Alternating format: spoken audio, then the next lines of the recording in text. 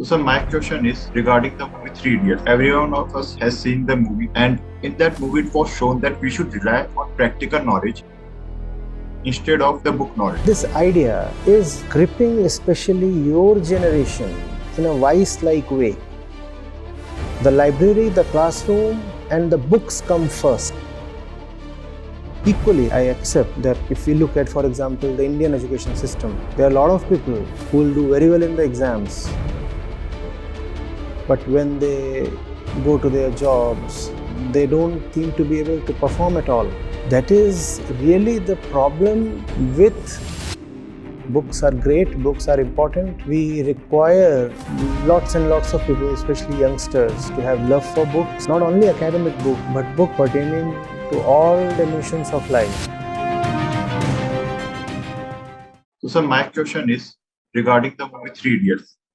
Every one of us has seen the movie, and in that movie, it was shown that we should rely on practical knowledge instead of the book knowledge. But one cannot understand everything practically until and unless they have a basic theoretical knowledge. So, what should be the ratio of book knowledge to practical knowledge for the best understanding of any subject or anything? These two obviously have to go together. There is an unfortunate tendency, especially in our country, to berate, underestimate, and sometimes make fun of institutionalized knowledge, academic knowledge contained in books. In fact, I do not quite understand how there can be some kind of knowledge that is not contained in books. As if the books contain falseness or incomplete information or data or knowledge, and by doing things practically, one would know of what is missing in the books. This is quite strange. I understand there might be badly written books, and when you have a badly written book, then it is possible that the knowledge it has does not serve its purpose. But to say that the stuff contained in books does not deeply apply to the so-called practical world, and the ones who live with books, are fond of books, go deeply into books, are just bookworms, is to betray both ignorance and probably malicious intent. You see, it requires a lot of patience, application, and attention to learn from a book. I'm not talking of rote learning. I'm not talking of parrot-like memorization. I'm talking of actually learning from books.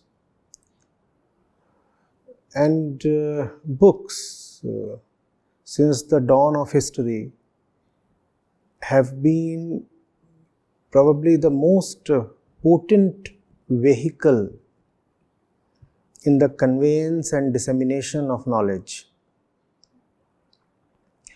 So, it is all right if a pop movie totally underrates and underestimates the importance of books, but that's not what reality is like. There are many fields of, let's say, theoretical physics or mathematics, where there can be nothing like practice or practicality, where the entire stuff is bound to be merely theoretical, but very useful, theoretical but very applicable. Now, how will you say that you don't want to learn from books and you just want to have practical knowledge? If I'm talking of quarks and bosons and string theory, how exactly are you going to put practice over book knowledge? Are you getting it? Yes, sir. So, when I talked of malicious intents, you see, when the intent is to not put in that kind of work and concentration into books, then it becomes quite tempting and facile to simply make fun of books.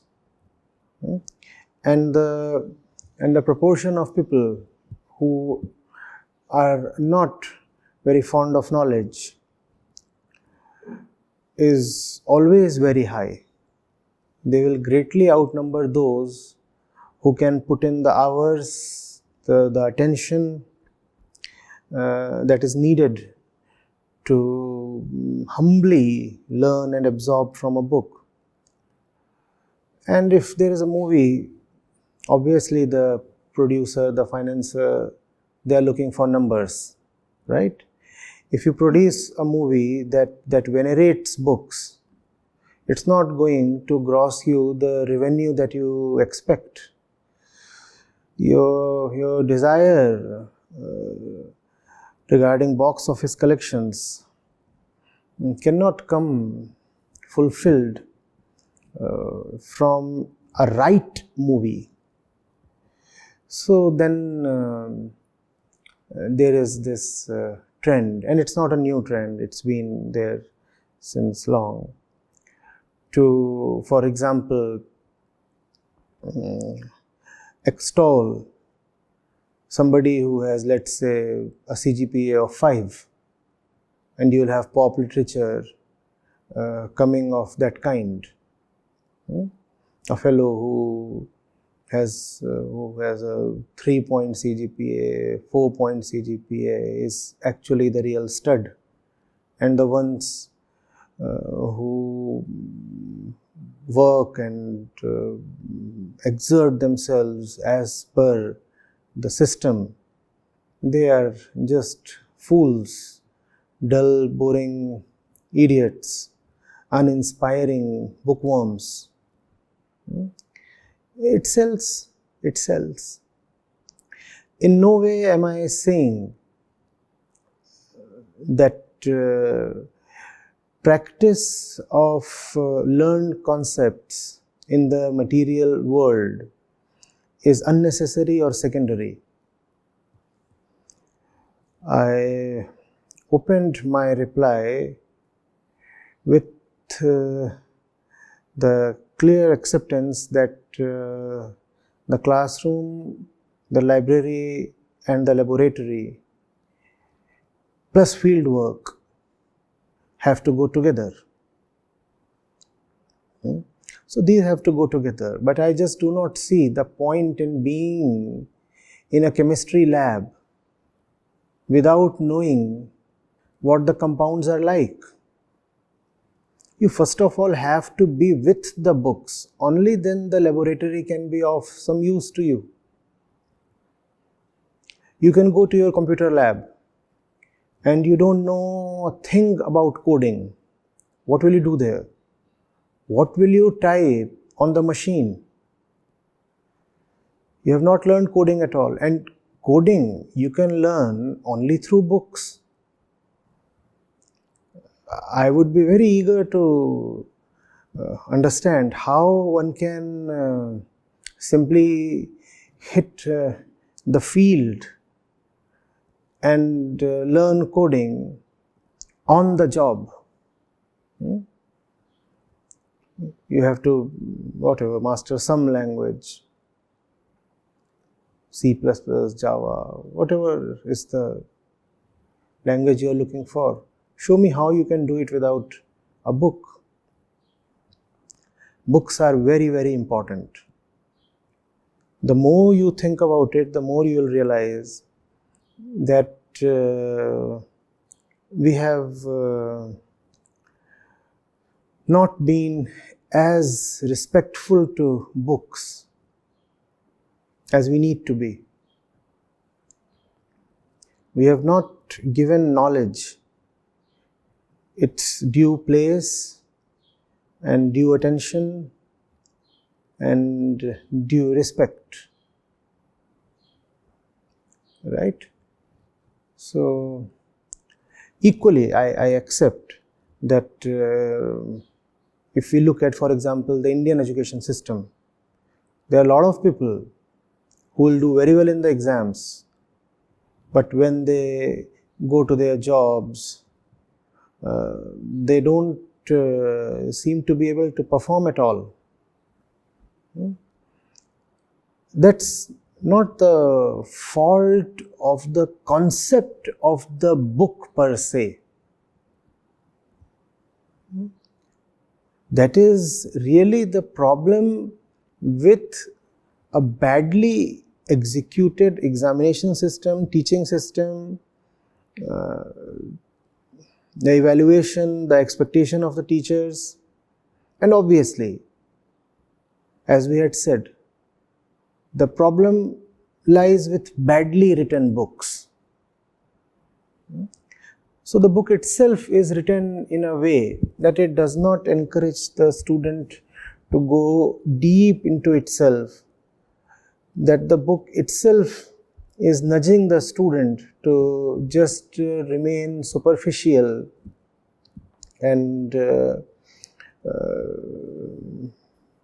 just cram the sentences or the numbers and secure the grades. And the book and the assessment system are hand in glove in discouraging real immersion into knowledge. That's what we see, especially in India. But let's not put the blame on books. Books are great, books are important. We require lots and lots of people, especially youngsters, to have love for books, and not only academic books, but books pertaining to all dimensions of life, all areas, all fields, all places. Behind this ill-informed contempt for books, if you will see, probably lies a deeper contempt for knowledge itself. What we are saying is, knowledge is not important. Being street smart is more important. And that's a very dangerous thing to say. Very, very dangerous thing to say. Tell me, you talked of that movie. How could that movie have been made without the knowledge that comes from books? Show me how the theater can be erected, show me how the camera can be made, show me how all the processing equipment can be made without the aid of books. It is from books that all those things arise, not from general street smartness. And this idea is gripping especially your generation in a vice-like way, that knowledge is of very little use. You need to have the worldly smarts. Those smarts can't help you beyond a point. Having a strong academic theoretical foundation is of supreme value. Even the smartest of mechanics cannot outsmart an engineer. And even the smartest of engineers cannot outsmart a researcher.